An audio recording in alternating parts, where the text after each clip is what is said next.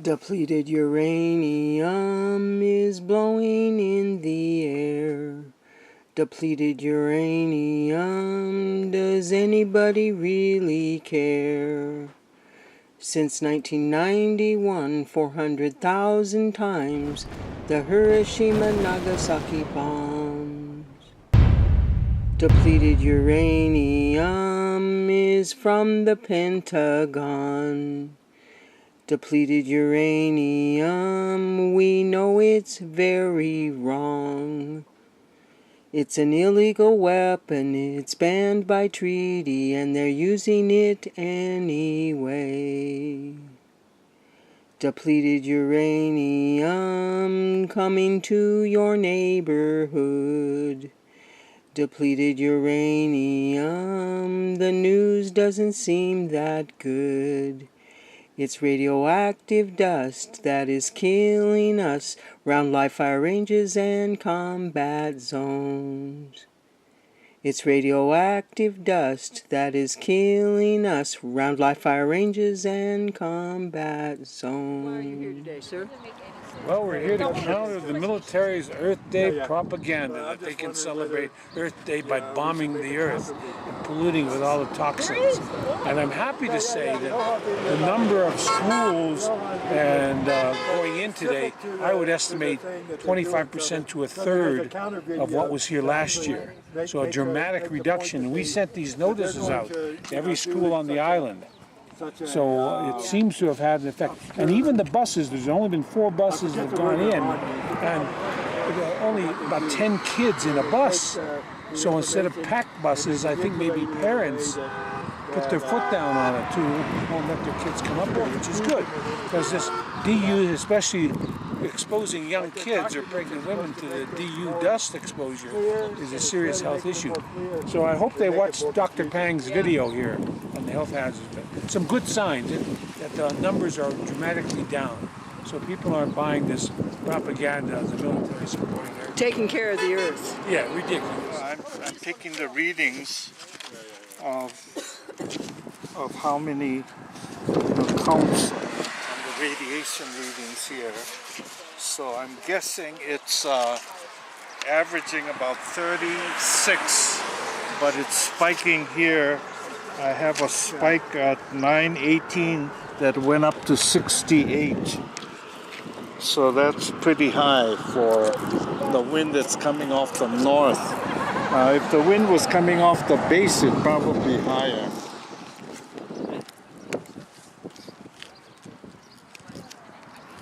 Now, I've been up here several times when we've had radiation readings, but these are quite frequent with your spikes. Well, yeah, I'm surprised that it's as high as it is, you know. And you think, you know, these are young school children who are coming on to, they're using the school children as PR to show it's safe when it isn't, right? That's really evil, you know. But last year, I think there were about 600 children that came. And this year we sent out notices to the schools to warn them about the danger of DU. And I think the number has really cut down, maybe 1/3 the amount of who were here last year. So I think at least the word is getting out about the danger of DU, and that's good, right? And it's very dangerous to children? Of course, especially to pregnant women and children, because it gets into your lymph system and affects the DNA. So young people are most susceptible. So those are the ones that shouldn't be coming on the base, you know. Thank you. Here we are at Pohakuloa Training Area main gate, where several buses of children have come in because the military is going to try to convince these children that they're good land stewards, and they're not. We have been trying for over 13 years to get air testing done because we get these high radiation spikes, and we want to know exactly what it is, and they will not air test. Aloha! Can I ask you why you're here today? Yeah, I'm here because the Army is celebrating Earth Day here at Pohakuloa on the island of Hawaii. And it's very odd for them to be celebrating Earth Day when they're the very ones destroying the Earth. They're creating the most toxins on the planet, more than any corporation on the planet, and more than any other military on the planet. So it's odd that they're celebrating Earth Day and they're inviting busloads of children to come in and learn about their weapons and things like that, trying to entertain the kids into becoming interested in joining the Army. And they're killing people around the planet, not for the defense of the United States, but for gain. They want to take resources from other countries, and they actually go out there and cause some kind of injury to themselves, and then they blame some other country, like 911, the Twin Towers. The United States destroyed that themselves, and they blame somebody else, so they have an excuse to go and attack them. Hi, I'm Dr. Pang. I speak as a private citizen. I'm going to speak from my PowerPoint presentation. You can't see it, but you have it. If you go to the website, Poisoning Paradise, there's a video where they videoed my PowerPoint presentation. That's okay. I'll try to make it so you don't have to see the PowerPoint. I'll give you a little bit background about myself. I'm born and raised in Hawaii. I'm retired Army Medical Corps, 24 years. I was a researcher for Walter Reed Institute of Research for most of the time. My job was I'm a physician, test drugs and vaccines and diagnostics against tropical diseases. I was a consultant and loaned to the World Health Organization for 20 years before I retired and came back to Hawaii. I am on the America's Best Doctors list beginning in 2007. I'm a consultant for the last 5 years to the US Congress. We fund a few to several hundred millions of dollars worth of grants every year in all areas of science. I am not allowed to tell you what areas because there might be conflict of interest and collusion. I just got through reviewing my last session. Now, let me tell you a little bit relatively important things about myself. I'm a graduate of Princeton University. I honors graduate in chemistry, but I had also 4 years of mathematics and physics. The people who take on this issue should study very well the physics of dust dispersion, and why some dust does certain things and other particles of dust does not. The other thing you need to know to take on this issue is chemistry. There's quite a big difference in the chemistry between depleted uranium and depleted uranium oxide. When you burn or blow up uranium, it converts to depleted uranium oxide. So that's about all you need. Heavy dose of chemistry and some of physics. I am quite shocked over the last 15 years, the statements that have come out of the Army regarding the risk that their weapons have or don't have. They are not based in any physics that I knew, and I think we have a professor emeritus retired, Dr. Mike Reimer, who lives in Kona, Colorado School of Mines. We have other PhDs who agree with me.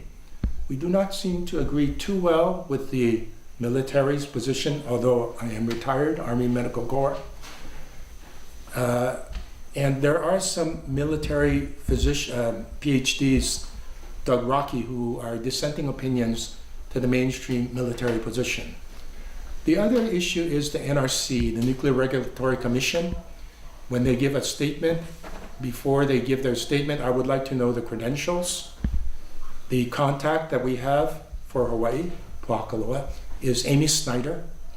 She refuses to give me her credentials. I think it's engineering bachelor's, somewhere in there. But if she doesn't give me her credentials, I do not know the level that we are discussing these things at. Okay, let's take a little step backwards and try to explain for the general public, see if we can understand what's going on. Uranium. It's kind of a common mineral. It's naturally radioactive. And that's the one you see people go mining for it, and you try to detect it by Geiger counter. Uranium is useful when you can know what you're doing with it. In general, I don't want to talk about uranium bombs and nuclear explosions, but when we take uranium that's been mined, it's not that rare, we find that you need to enrich it or deplete it. In other words, you take the raw material, you centrifuge it, and the centrifuge was split off according to the weight. There's different weights of uranium based on the isotopes. Hot stuff, which is good for reactors. It's so hot that it self-propagates, and it kind of makes a chain reaction, and you got your nuclear reactor. Now, the nuclear reactor, it's all over the world, it doesn't turn into a bomb because you can control the chain reaction. So that's the hot stuff. The other stuff, because you separated out your uranium by centrifuge, is called depleted uranium. It's still radioactive, but not that hot, not great to make a nuclear reactor. So after the years, the decades of enriching uranium or separating it into hot and cold and depleted, what do you do with the depleted uranium? Well, it's just piling up behind barbed wire fences. We don't really know what to do with it.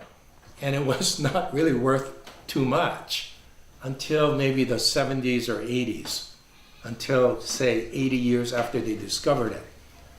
So what have we learned about depleted uranium? Just that stuff sitting behind the barbed wire fence that we don't know what to do with, off limits. It emits alpha radiation. Now you kind of have to learn this if you're going to track this argument. There's different kind of radiation, alpha, beta, gamma. And then there's some other light radiation, thermal radiation. But as far as what they call ionizing radiation, that means radiation that can change the molecule, change the atom. It can split off the electron, and it can make that atom very, very reactive. That's called ionizing radiation. The ones we deal with from our radioactive particles are alpha, beta, and gamma. Alpha particles, the bulk of the radiation from uranium or depleted uranium or enriched uranium is alpha. Alpha are big, fat, huge particles. Then there's beta, which is a little smaller, and gamma, which are very small. So an alpha particle, since it's so big, it will be blocked by a piece of paper. So if I took a chunk of uranium, or depleted or not, in front of you, it will not get past your skin. Your skin will block it. It will not get past a piece of paper. Piece of paper will block it. It will not get past 3 inches of air. 3 inches of air will block it. The alpha particle is so big, it hits other stuff and doesn't hit you. Well, wait a minute. I thought you said it hit my skin. Well, that's interesting. Skin, actually, if you look very carefully, I'm a physician, is dead material. It doesn't have nuclei. You're afraid that this thing will hit the nuclei, your DNA, and cause mutations. Mutations are bad. They're either going to give you cancer or they're going to give you birth defects if it hits your germ cells. But thank God for the skin. The skin is dead tissue, and underneath it is live, but that first layer of dead tissue, it blocks the alpha. Thank goodness. So that's what we are afraid of, the alpha particles coming out of depleted uranium. So you mean if I got a bowling ball of depleted uranium, and they did this in front of our state legislature, the military did this, theatrics, wasn't it? They put a chunk of uranium and they said, well, I'm not afraid of that. Well, not only that, but it was in a little plastic bag. The plastic bag is blocking the alpha. I agree. So you're not afraid of uranium chunks, are you? The air will block the radiation. Your skin will block the radiation. So what's the problem? The problem is when you breathe the dust. The dust gets into your lung, and when it's small, 5 microns, that's a certain size of dust, it really gets into your lung tissue, and there's nothing to block it from the nuclei of your lung tissue. Your lung tissue in the lung tree. The job is to exchange oxygen to the blood. There's nothing to block the air. You don't have keratin in your lung. And in the lower lung, you don't have mucus. In the upper airways, you have mucus. That's why you cough and blow your nose. But in the lower airway, you cannot have anything to protect the lung tissue from exchanging. If you did, if you filled your lower lung with mucus, that's called cystic fibrosis. That's a death sentence in the old days. So the lung is one area that there's no protection against radiation.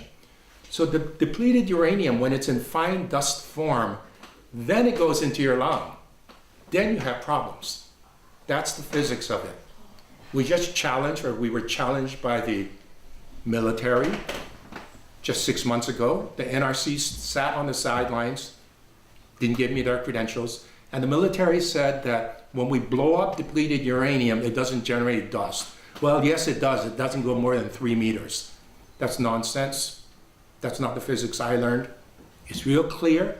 The data is obviously there. When you blow up depleted uranium, it causes a fine dust that can travel thousands of miles in maybe a couple of weeks because the dust is so fine it suspends. It is true, some of the stuff you blow up bumps along because it's not that fine, and some remain big chunks.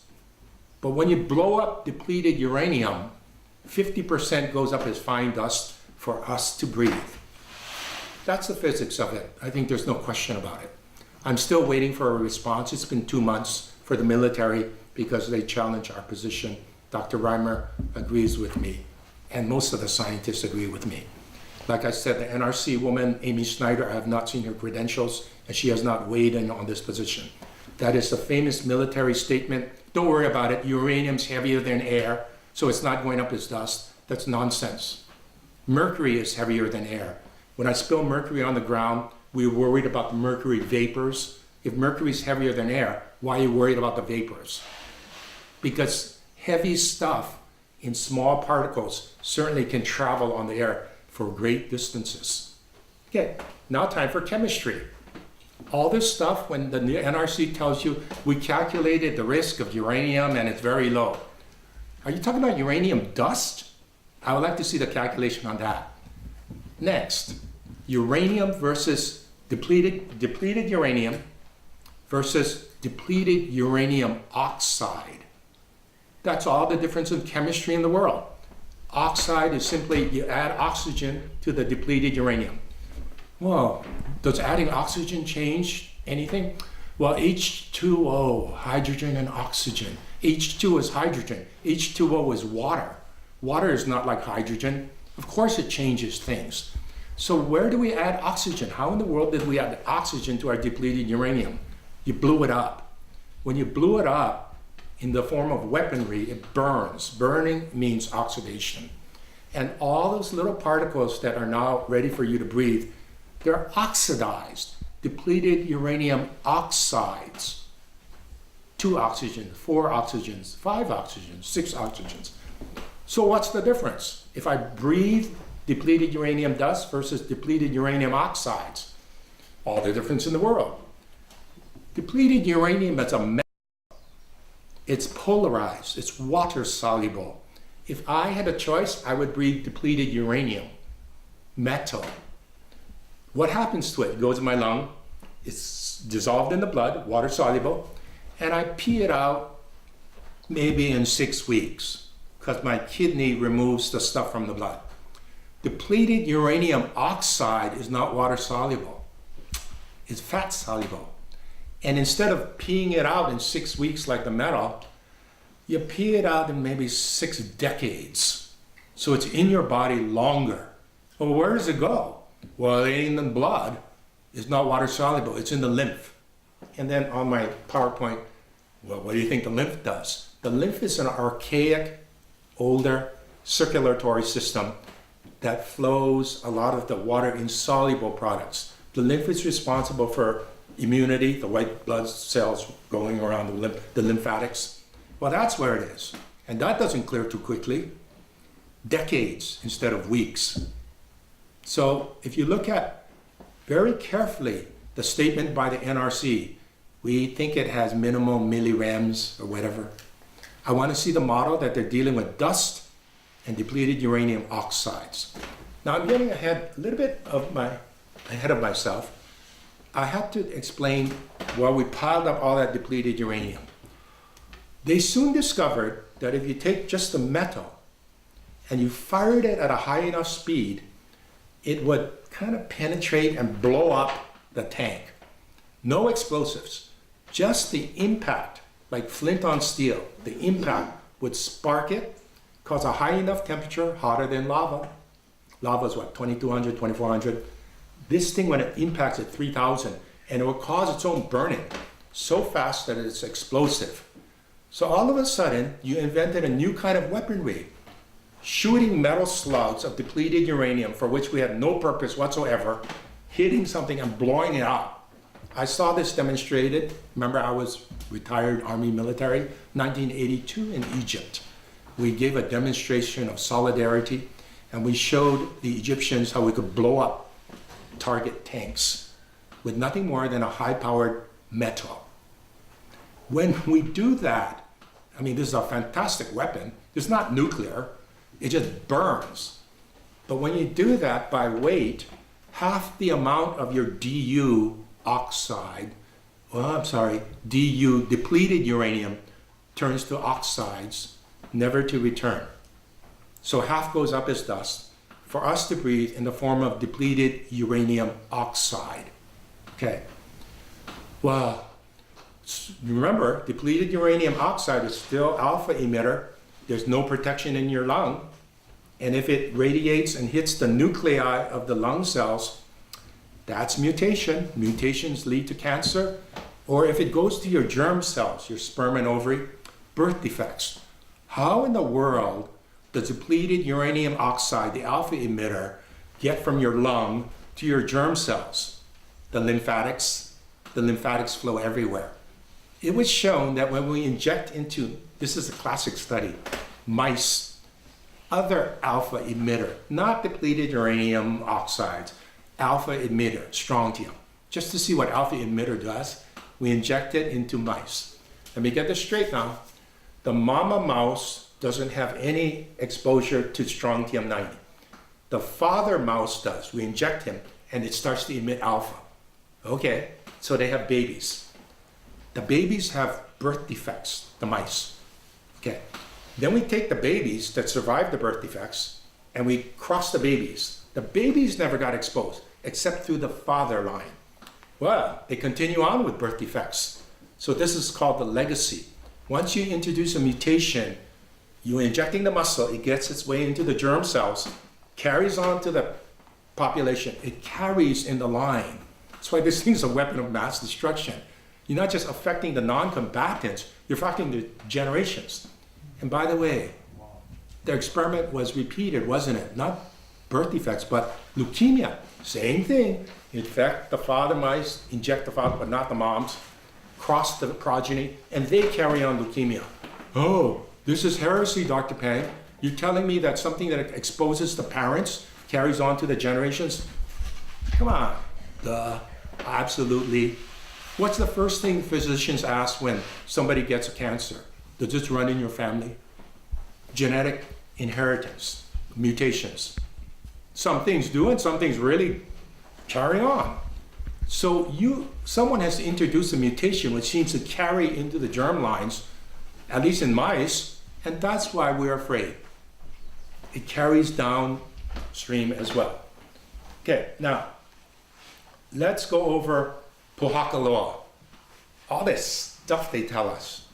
They're never quite clear, they're never quite transparent. We're asking to do the samples.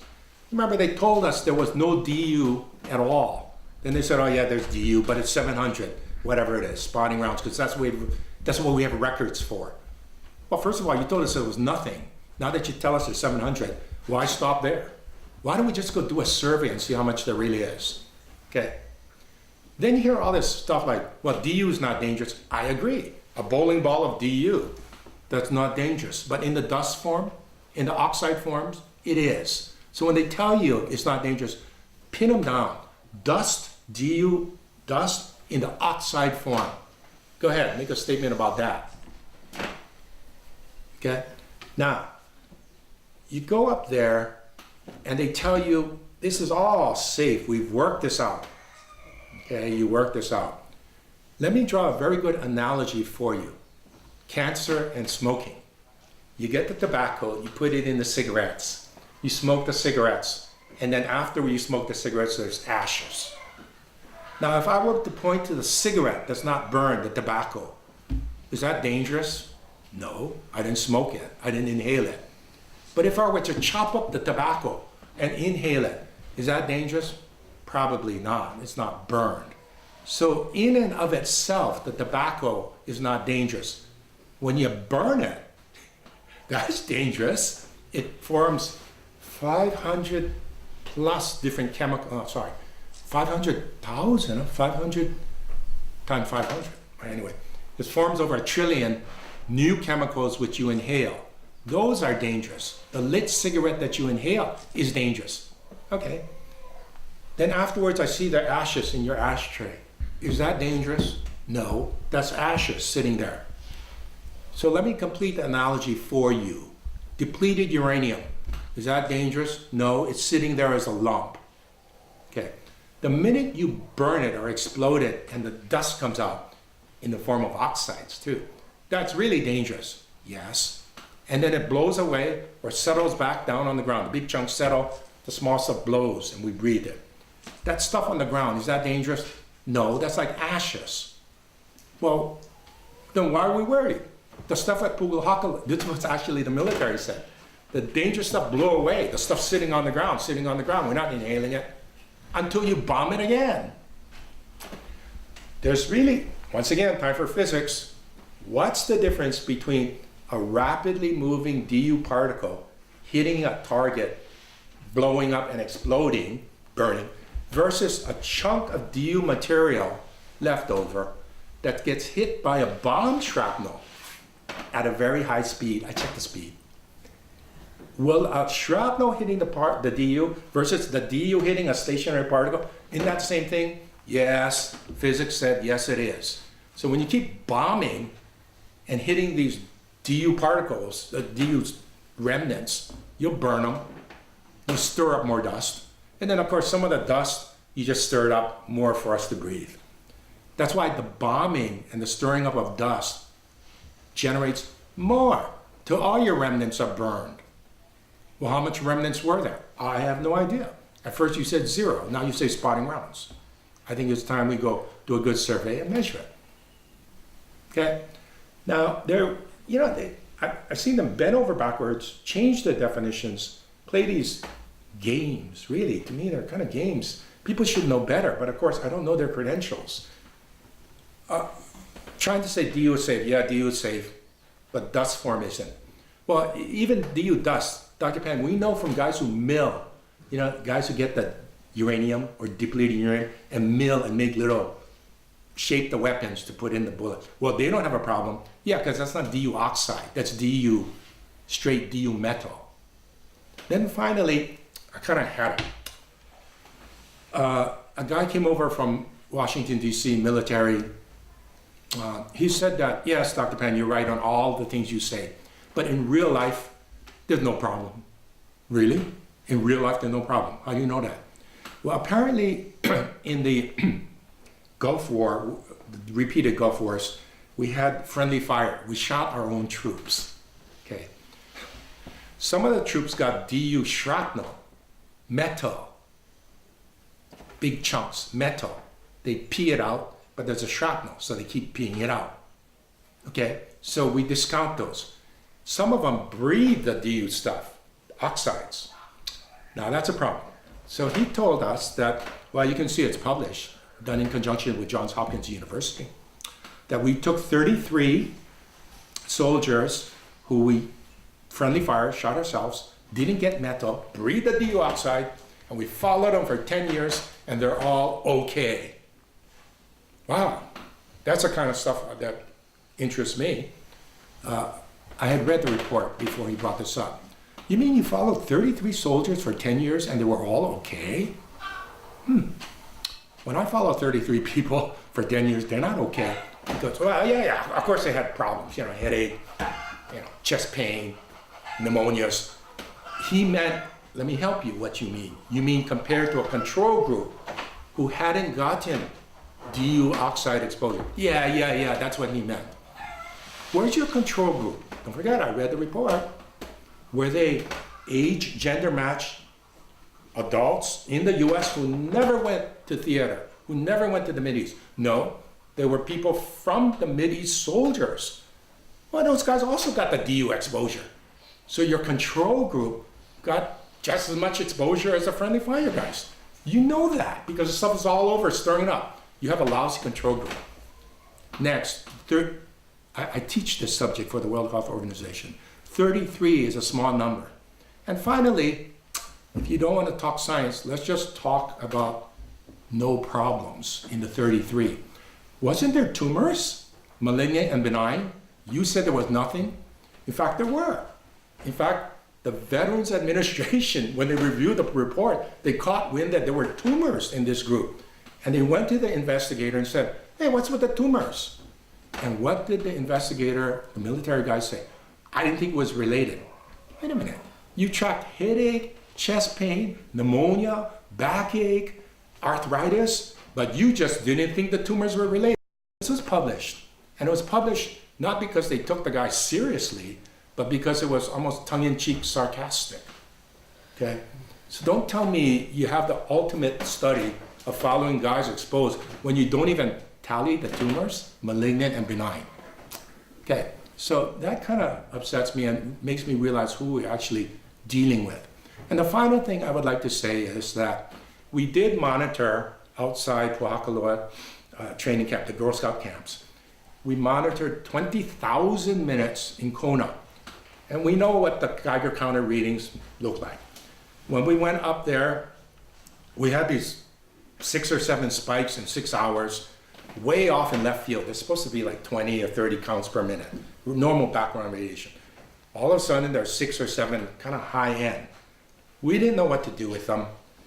And it could be cosmic rays coming through at high elevation, but it could be depleted uranium blowing in on the dust.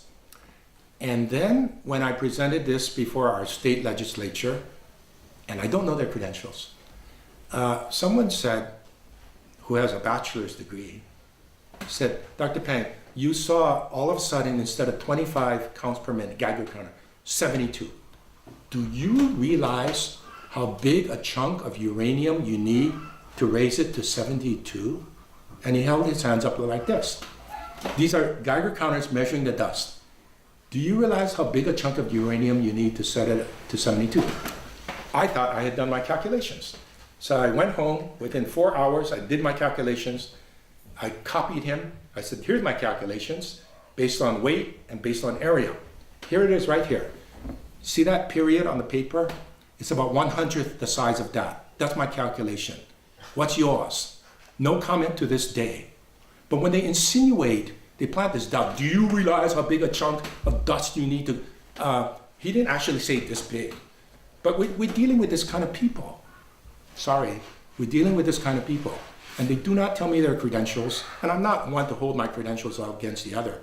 But I've seen strange arguments against what I have learned and what Mike Reimer, emeritus professor, and Doug Rocky, PhD, health physics, Rosalie Bertel, the late Rosalie Bertel, PhD physics.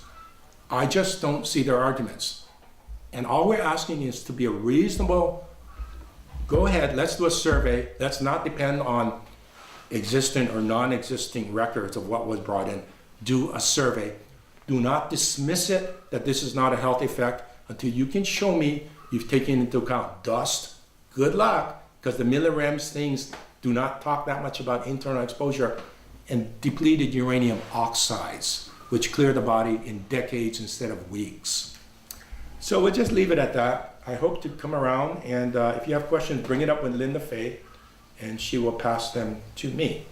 I think I've covered more or less my PowerPoint. Also, there's one more thing you should know. We are covering this as, there's another aspect you could look, unethical human experimentation. During the Cold War, 1952 to 64, there were all kinds of experiments on the US populations, chemical, biologic, radiation. And in 1994, 30 years after the Cold War experiments, President Clinton forced it to congressional hearing. And they decided that all those experiments on the US and Canadian population were unethical. And they could not be defended by national security or science. But they decided that there was no way for the public to seek justice when these things are done to us. So the congressional people, one active member of that committee was Bernie Sanders. They said, well, how are we going to deal with this so this doesn't happen again? So they called in all the agencies, EPA, USDA, FDA, all the federal agencies, and said, do you agree this will not happen again? Before you expose people individually or on a community basis, you will get the informed consent to participate in these experiments. And as I recall, you can check me if I'm right, you can ask the NRC. The NRC didn't sign. What, they didn't sign, or they were asked to sign and didn't sign? The Nuclear Regulatory Commission, I don't think signed. You might ask Amy Snyder if they signed, really signed, and not just, oh, in principle we do that. Sign the thing, okay? Because the others signed that they wouldn't do these things to us. And of course they continued to do it.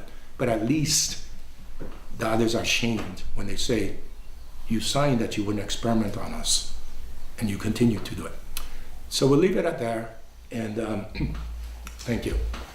Are there any questions for Dr. Pang? The question is, are there signs of mutations, either cancers or birth defects, where these places have been openly used? 15 years ago, when we started this panel, these physicians came out of the Balkans, Montenegro, and he said, Dr. Pang, we know we can't prove this. It's very hard to prove, but the rates of birth defects are off the wall. Iraq is reporting the same thing. And recently, I think there's some international movement where the use of these things as weaponry have been condemned, weapon of mass destruction. In fact, the Navy, US Navy, was proud to say, well, we don't do it. And in fact, when they fired upon, you remember the gas attack in Syria, recently, say in the past year, I think those turned out to be depleted uranium. Whereas 2 years ago, they would say, what the heck? But actually, there is a general consciousness not to do this. Now, the Iranians, the Iraqi, the Mideastern, the Balkan guys are reporting a lot more birth defects, but quite hard to prove. Okay, the question is, if you see a rise in birth defects, how do you try to say, or is this depleted uranium? And that's the bugaboo that's affecting the Balkans and the Mideast. It's called confounders. So now we see more. Let's just pretend we see more. Always having a little trouble tracking the birth defects. We seem to have stopped collecting the data, and the system that collects the data is scheduled for scheduling cuts. But let's just say that somebody else tracked birth defects. What else happened besides depleted uranium? Pesticides, okay? Pesticides. So now you don't know. The DU guy says, well, that's the pesticides. The pesticide guy said, well, that's not us, that's DU. Everyone's pointing the other way, but meanwhile, we're all going up. That's the beauty of not having to, this sounds dumb as a scientist, not having to prove harm, but to say, this is an experiment on us. We do not know the effects. I'm not saying it's harmful, but it's an experiment, and you do not have the right to experiment on us. And I'm not going to try to prove harm, because there's so many confounders. So let's just drive the situation straight home here. Well, I usually travel, probably do, with a white vial of liquid. I do this. I don't know if it causes harm. I haven't given it to anybody. Shall we test? Shall you drink it? No harm has been shown. Shall you drink it? No harm has been shown. That's exactly the position. I'm not going to show harm. I'm going to ask you to drink it. If I put it in your water without your informed consent, that's bad, even though no harm has been shown. Oftentimes, after the experiment, in hindsight, we did a world of good. But before you unleash this on the population, before, when you didn't know anything, you didn't have informed consent. So I think that's the route we can take. We will argue and try to look at harm, but you don't have to show harm to ask, can you stop experimenting on us? Yes. So you stated that when the wind blew, something made the Geiger count go up to 72 counts per Yes, minute? there were 6 of those spikes. Okay, so basically, if you were to do a study and see how often this occurred, so if that Yes. was like a regular thing, is that something that could affect the public? Yes, they're about to do this now. Jim Albertini is planning to do with students, I think of the University of Gila. And we need the control site. We need the same elevation that the cosmic rays can do that too. So we were going outside, I guess the Girl Scout camp or something, find the same elevation on Mauna Kea or Haleakala, I'm from Maui, and as a control group, and look again. But you get people who say, wow, why bother looking? It's not harmful. I want to see their calculations. Because when we go in depth and look at the calculations, it's a house of cards. They don't know what they're dealing with. There is the fear of harm of radiation, like I'm measuring it, it's here. Well, if it's alpha particles, it's not a big deal, it's not coming into me. But when you inhale it, if it's a speck of dust, especially depleted uranium oxide, that's something else. And it's pretty well known, at least it's on Wikipedia, that they don't know how to model the internalized stuff. So don't give me the externalized model. I agree with you, a bowling ball sitting here and we just look at it and not a big deal. So that's why you kind of gotta really home in on this. And why do I feel this way, even without them explaining? Because they've done this in the past. A guy sends me this huge report done by the God knows what, and everyone concurs. They blew up the dust in Kuwait after shock and all. They go, oh, look at the depleted uranium, it spread 3 yards. Yeah, well, way out there, you didn't wait long enough for it to get there. There's no question it didn't spread 3 yards. But when you do that kind of lousy science, it really makes me wonder when somebody makes these claims. Would there be a difference between catchment water and well water? Okay, the question is about water, catchment and well water. Catchment, that's like surface water, right? Rain. Yeah, from Rain. Okay, generally the dust coming in, it will be picked up by the catchment water. Well water is, I don't think this stuff penetrates that far into the earth, at least over our lifetime. Don't forget, it's radioactive as long as the sun burns. Now, I want to speak about water. I am not that concerned about water. Why? Because your entire gastrointestinal tract is lined with mucus. And also the cells on your gastrointestinal tract, they're kind of meant to die. They slough and die every day. And that comes out in your poop, the mucus and the cells. So your gastrointestinal tract has kind of a protective lining that if you did mutate a couple of those cells, if you penetrated, you remember a paper will block the alpha. If you penetrated the mucus and mutated one of the lining cells, I guess it died and sloughed the next day. So I'm not that worried about the gastrointestinal tract. In fact, that's why we have this. Our gastrointestinal tract is meant to handle all kinds of stuff. And if you damage the cells, you make more. You pooped out the old ones, you make more. Our lungs were never meant to handle irritating stuff. Once in a while, we have the forest fire in the caveman or the volcano. But the upper airway removes all that stuff, and the finer stuff, well, it's not that much for that long. Our lungs were never meant to mine silicon, to breathe asbestos. And so we can't handle that. Okay. Now, if you think, well, poor us, we have bad lungs. Our lungs aren't meant for this level of society, air pollution, lead in the gas fumes, depleted uranium, asbestos. We never evolved with these things. But don't feel so bad for yourself. Think about the poor frogs. Our skin has a thick layer of keratin, no nuclei. The radiation comes down, it burns off the keratin, and we slough it. New ones come. The frogs, they don't have a protective layer. When you take them out of their environment, they get hit by the sun, they get cancer. There's nothing to protect them. The frogs were never meant to come out into the full sunlight. We were never meant to breathe all this crap. I have one last question. So this whole thing of how much they brought in the old manifest. So they were saying, okay, so you said 700. Yeah. And some folks said, okay, it was 2,000. Yes. Something a crate. Yeah. So the issue was, he said, oh, it's on the fins. So Yeah. is that news to you that it was also on the fins and the Okay. spawning ground? Okay, first they said 700 units. Turns out each unit was 3 subunits. So that's how to get 2,000. Oh, I see. Next, you saw the exchange with Mike Reimer. He says, wait a minute, besides the fin, there's another kind of weaponry which he feels is depleted uranium too. Why don't we just do a sample, see how much is up there?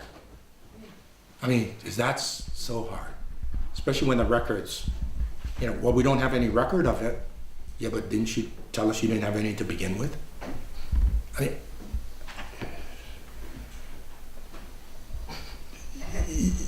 when I hear this kind of arguments, Mike Reimer and I always joke, we went to school for this. Yeah, here we are talking about, the dust physics, and it's like, well, we don't have records of it, so I guess we don't have it. Didn't you just say that you didn't have any records? Now you have records. How do you know how they? Like, I don't know. I mean, this kind of stuff boggles my mind.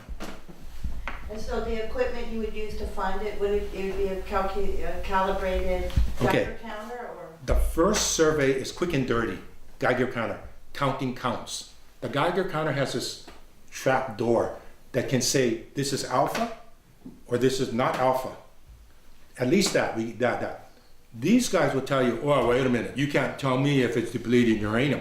All you can say is alpha. Yeah, I know. That's the first survey we're doing. Because we can't do the $5 million survey right off the bat, we would like to start with something quick and easy and scale it up. That's how science is done.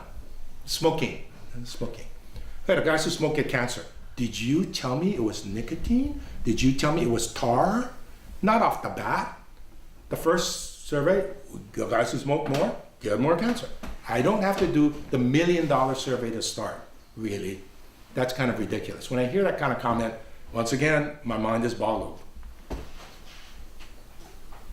From Shelley's, the responses that Shelley's getting from the NRC, they're doing one of two things. They're saying that there's going to be no risk. Health impacts are less than significant, and it's only a little bit of radiation. Now, isn't it reasonable for us that when we're going up there and doing the monitoring and we get a spike, and even if it's just for a few minutes, that a zero tolerance of any radiation above background is realistic? And would the statement be true that any radiation up there at Pohakuloa, there's really nothing else up there but PTA, that any radiation above background is from a military source? First of all, there's two issues with that statement. When they tell you it's minimum, I want to see the calculation, okay? Because according to my sources, very hard to calculate once you breathe it in. I want to see the calculation. Next, who are they? We've been asking the NRC repeatedly for their credentials so we know what we're dealing with. Next, if you say, well, you got so much just for normal living, what's a little more? That's called tacit consent. That's in the experimental phase stage, unethical. You don't get to say, you could be run over by a truck, so I want you to drink this white powder. Just because there's a background harm doesn't give me the right to say, well, what's a little more?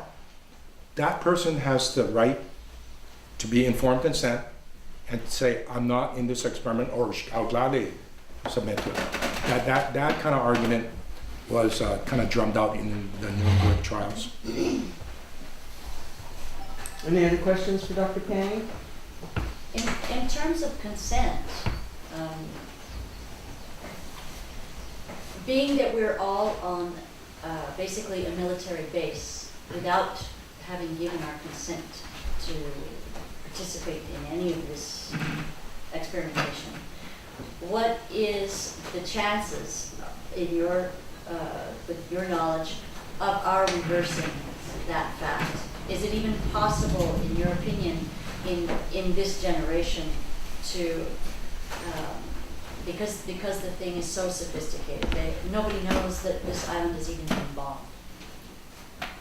Okay, so a lot of people, when we bring up this issue, is first, even from the people on our own side, said, you're nuts. You're going to get informed consent from everybody?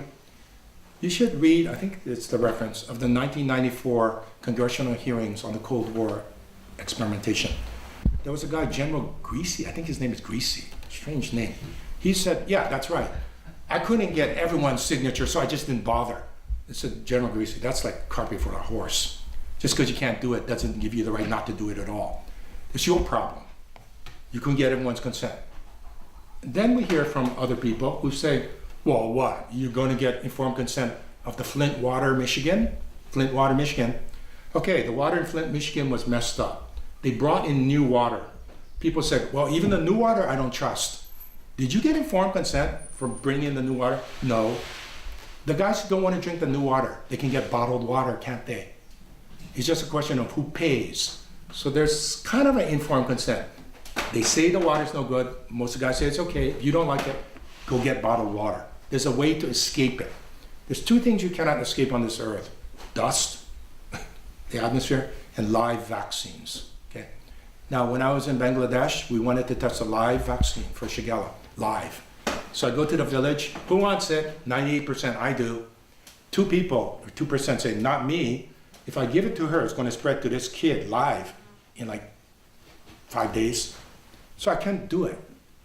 It's called a double standard. You blocked me for a live vaccine in Shigella, and you don't block this one spreading. Now, a lot of people say, that's absurd. We'll never stop this stuff. Try to tell that to Nazi Germany. Try to tell that to the Cold War when they released Serratia over the Bay Area. Well, that's absurd. We'll never stop releasing Serratia over the Bay Area. They released radioactivity, I think it was St. Louis and Minnesota. At that time, if you would say, this is absurd, we'll never stop this, it stopped. It's condemned in hindsight. And if you don't stop this, you're on the slippery path. We're going to do worse things. 200 years from now, we're going to say, whoa, that was really bad. I'm glad we stopped. And what's going to happen in the intervening 200 years? So, I know it's hard to think, are we possibly going to stop this? The inertia is there, but I can tell you, we've stopped more major things quicker. Pohakuloa for one. Pohakuloa for one. I mean, it could stop overnight. Just stop, for starters, stop bombing it to release more depleted uranium oxide. I mean, you think that's bad. We're tracking down the pesticides issue too. Exactly. Okay, so, and when we don't stop the pesticides, don't you think it encourages the DU guys? Well, what the heck? Do you see what they did with the pesticide? And vice versa, the pesticide, who cares? You see what they did with DU? That's called tacit consent. You did so much here, what's a little more? This has got to stop. I mean, really, we're gonna, if you don't fuss around with this, by the time you get affected, what do you think? We're gonna have birth defects? Nah, you're not gonna see them, we'll all be sterile. Probably sterility is a more sensitive marker in this kind of case than birth defects. So this, yeah. Well, who's responsible for allowing this to continue up there? Very good question. If you take it on an ethical issue, the hearings of 1994, they could not pin down anybody except the regulatory agency. They took it to the courts, they took it to the Congress, they took it to legislation, litigation, and the courts. Nobody could stop these things. So they said the regulatory agencies will. FDA, EPA, but the NRC. Double check if I'm right or wrong. I don't think they signed. Here we are in front of Connections Public Charter School in downtown Hilo. We will be educating students, parents, not so much the students, but parents and teachers about the dangers of taking children up to Pohakuloa training area, which they did last Earth Day. First and second graders went up there, and I think it's very dangerous. Just lead alone. 3 of the live fire ranges impact zones up there, according to the 2004 environmental impact statement, said that 3 of the impact zones had extremely high levels of lead. Now, these impact zones are impacted over and over and over again, so I wonder what happens to the lead. Does it get dispersed into the air in the big plume that artillery makes when they practice their bombing? But yeah, we're here at Connections Charter School to try and raise the concerns of students being exposed to depleted uranium going to the Earth Day event at the Pohakuloa military base. It is known to be contaminated, and attempts to communicate to the school have gone unresponded. And so we're here with a leaflet to especially get to the parents to show concern for the kids. So we'll see what happens today, but it should be pretty busy here in another 15-20 minutes when they start coming out, hundreds of school kids. So I'm glad to see we have a few in our ranks here to help get the leaflets out. Because what? What is this, a police state or something? Huh? Who's been instructed not to take these leaflets? This is freedom of speech. We're on a public zone. Boy, oh boy. Wow. Thank you, appreciate it. Check it out.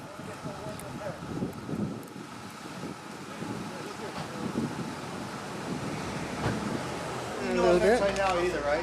That's right. And what is this going on here? I don't like video camera. That's come on. Oh, how about a still camera? That's too bad. We had a discussion, and it's all about education. Hi, how are you? Protect the children is what you need to do. Okay, Protect the children you very is what much. you need to do. You're in charge.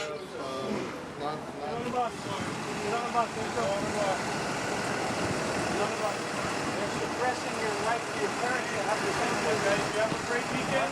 Okay? We'll see you guys later.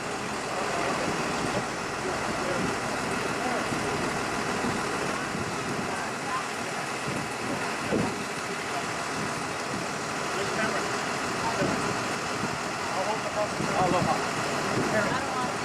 I'll hold the bus so you guys can check. I'll make sure we're looking for cameras.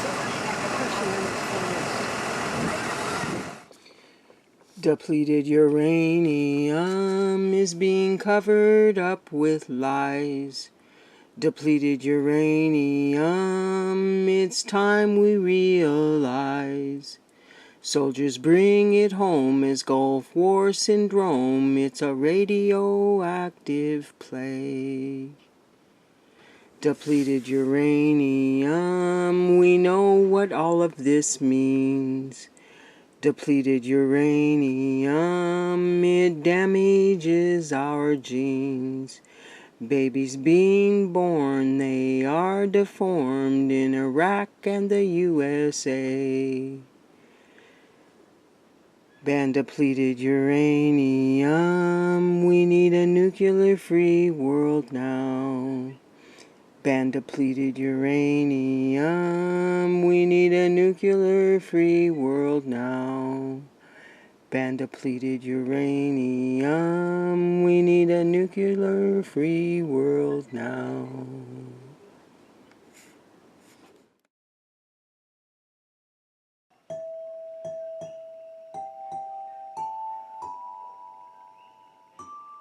The U.S. military is unregulated. The first state of Hawaii legislation on military pollution was House Bill 1452 in 2007. Despite overwhelming community support, 1452 failed to pass. Now, interestingly, a short time later, the U.S. Army Garrison, then the State of Hawaii Public Health Department, published websites about Hawaii's contamination of DU. Now, both agencies claim no public health harm. Both agencies cite similar references. Both agencies are ignoring the science of dust migration and the chemical differences between DU and DU oxides. Therefore, both are ignoring the potential public health impacts, and neither agency provides any proof of their claims of no harm. That's Pohakuloa's Earth Day fraud, claiming it is safe when it is not. And it seems like these state and federal agencies are in collusion. Here's another way to look at this unregulated military pollution. Before 1893, Hawaii was a neutral nation. Many see live fire training as violations of international law and war crimes against a friendly nation under the rules of occupation.